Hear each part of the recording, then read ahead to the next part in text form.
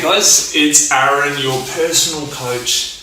Now I've got a great exercise today for you, which is called the Hanna 3-part side flexion.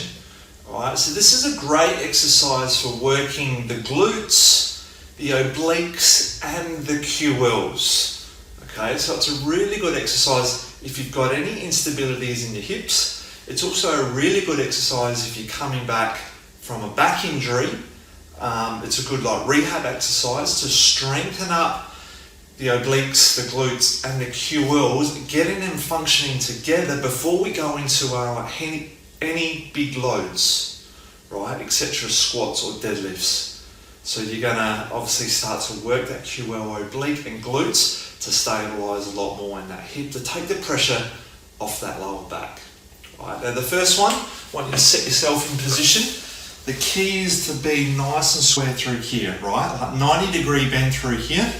And I like to start off with the hand on the hip because you don't want your hips to move around, right? I see a lot of people that start this, they're unstable through here. So you want to keep your hand there, get that proprioception that your hips are stable, the belly draws in, the core activates, and what we're going to do is just lift up, right? Just nice and slow. What you're working here is the medius.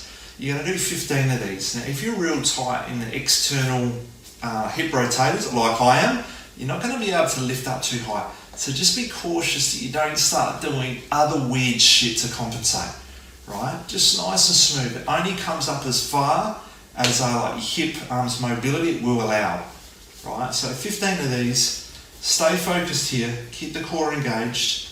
And as you come up, just squeeze in that medius. Keep your hips nice and stable. Good.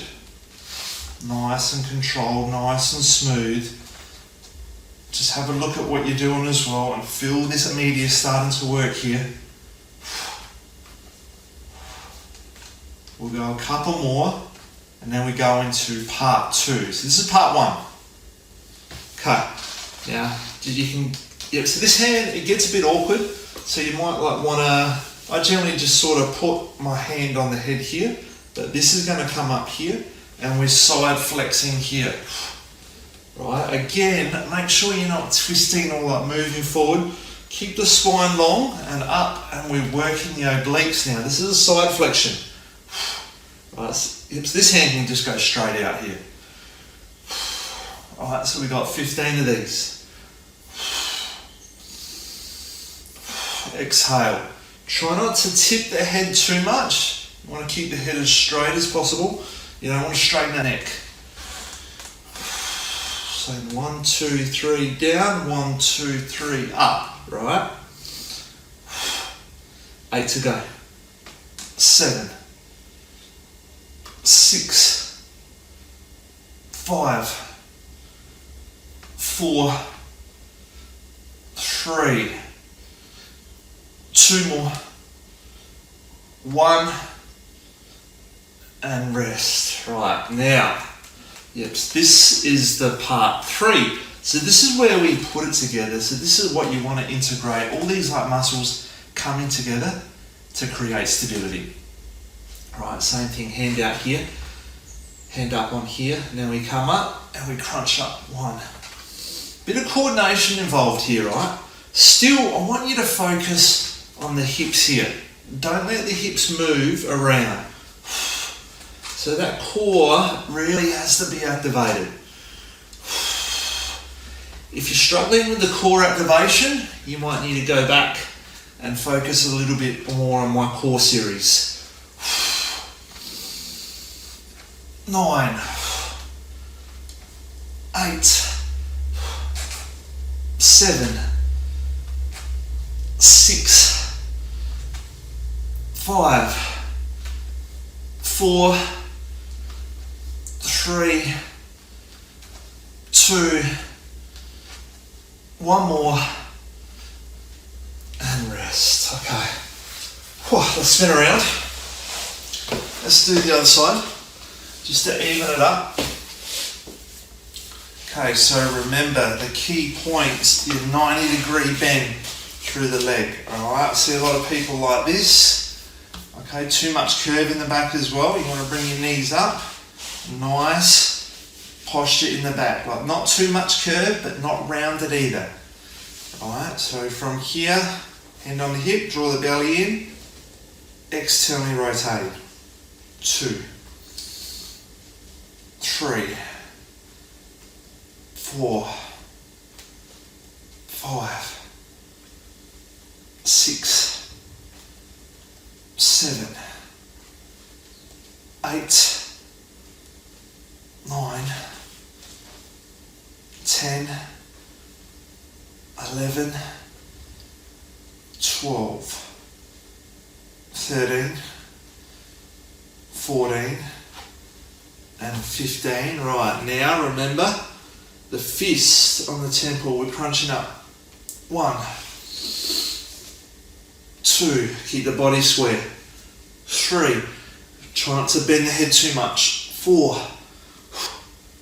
5, 6, 7, 8, 9, 10, 11, 12, 13, 14, and 15. Part 3. Let's put it together. Here we go. 1, 2, 3, 4, 5, 6, 7, 8, 9, 10, 11, 12, 13, 14, 15.